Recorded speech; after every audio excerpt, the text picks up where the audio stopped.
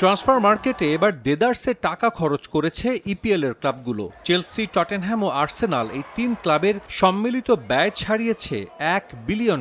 তবে ট্রান্সফার উইন্ডোতে এবার খুব একটা তোড়জোড় দেখা যায়নি ম্যানচেস্টার ইউনাইটেডের। আন্দ্রে সান্তোস ও টিলেমান্স ছাড়া ওল্ড ট্র্যাফোর্ডে আসেনি বড় কোনো নাম। এবছরের শুরুতে অন্তর্বর্তীকালীন কোচ হিসেবে দায়িত্ব নেন ইউনাইটেডের সাবেক অধিনায়ক মাইকেল ক্যারিক। ধুঁকতে থাকে ইউনাইটেডকে পথ দেখান সাবেক মিডফিল্ডার। মিড টেবিল থেকে দলকে তুলে আনেন তৃতীয় স্থানে। হেড কোচ হিসেবে শুরু করতে যাচ্ছেন নতুন মৌসুম।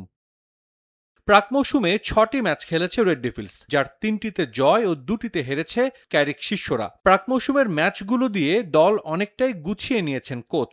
স্কোয়াডে ব্রায়ান এমবুমো, আমাদ দিয়ালো ও ডোরগুদের মতো ফরওয়ার্ড থাকলেও এসি মিলানের বিপক্ষে প্রস্তুতি ম্যাচে রক্ষণে কিছুটা ঘাটতি দেখা গেছে রেড ডেভিলদের।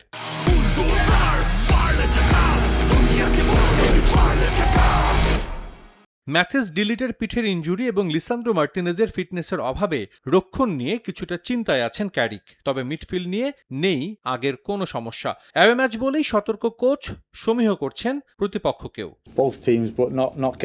দুই দলের জন্যই ম্যাচটা কঠিন হতে যাচ্ছে। অ্যাওয়ে ম্যাচে প্রমোশন পাওয়া দলের মুখোমুখি হওয়া সহজ না। অতীতেও আমি এমন ম্যাচের অভিজ্ঞতার মধ্য দিয়ে গেছি, তাই এটা কেমন লড়াই হতে যাচ্ছে এবং তার গুরুত্ব কতটা সে বিষয়ে আমি পুরোপুরি সচেতন। আমাদের কি ধরনের প্রস্তুতি নিতে হবে সেটা আমরা জানি, কাজেই ম্যাচটা সহজ ভাবার কোনো সুযোগ নেই। গেল মৌসুমে টানা ভালো খেলার অভিজ্ঞতা দলকে আত্মবিশ্বাস যোগাচ্ছে, তবে আমাদের এটাও মনে রাখতে হবে নতুন মৌসুমে আমাদের দলগতভাবে খেলতে হবে।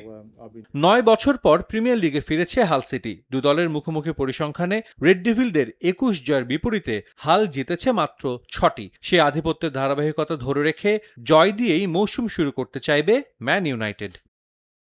সাজিদ মুস্তাহিদ, সময় সংবাদ।